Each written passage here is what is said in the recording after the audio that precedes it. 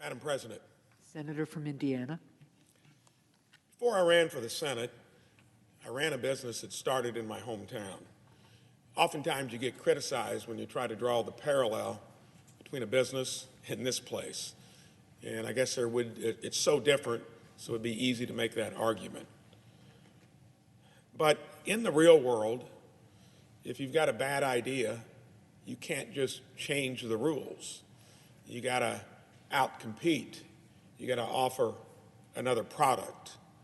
Only here, with the results that we've produced over time, would you want it even easier to generate bad ideas, put them into law.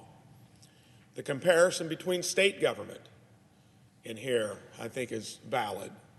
In almost all state governments, there's a constitutional amendment or a statute that says you can't spend more than you take in. There are certain guidelines whenever you try to put any legislation forward that you run it through regular order. We don't do that anymore. That takes too much time.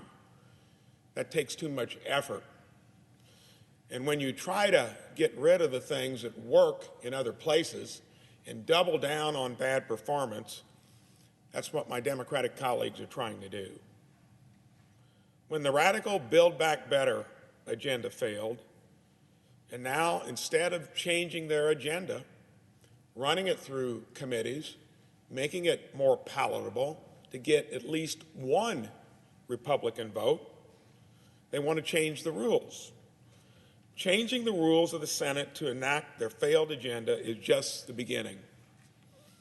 They want to completely take over our elections. Senator Sullivan just said a moment ago, in the Constitution, it couldn't be more explicit that that is the domain of the states.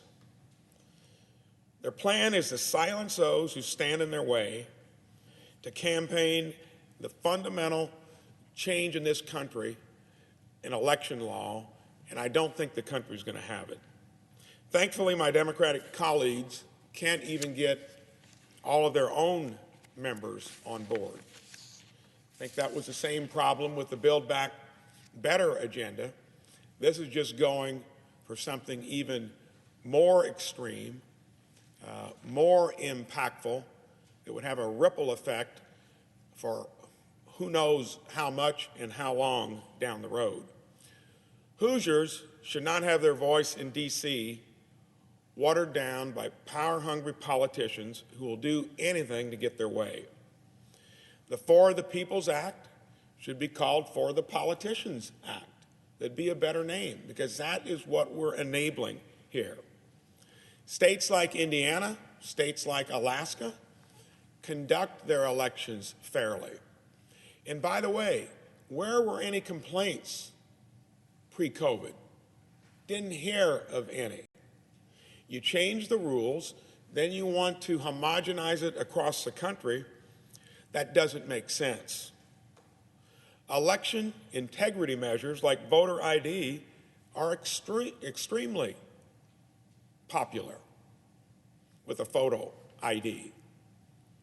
Every state likes that. That polls in close to the 80% range, which is unheard of around here.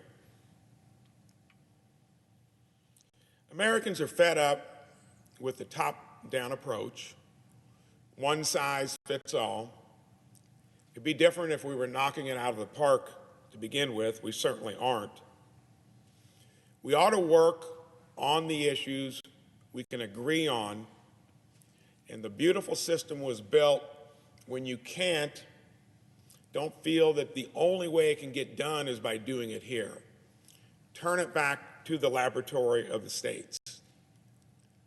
Another thing that irks me, 3 years ago, $18 trillion in debt, approaching the record level which we have now eclipsed post-World War II. The difference then and now is we were savers and investors then. We're consumers and spenders now. And this will open the floodgates for even more heavy burden on our kids and grandkids. We shouldn't be changing the rules to make it easier to legislate or spend money when we produce the results that have been produced here now for decades. We cannot allow President Biden and the Democrats to change the rules and take over our elections to save their radical, failed agenda. Madam President, I yield the floor.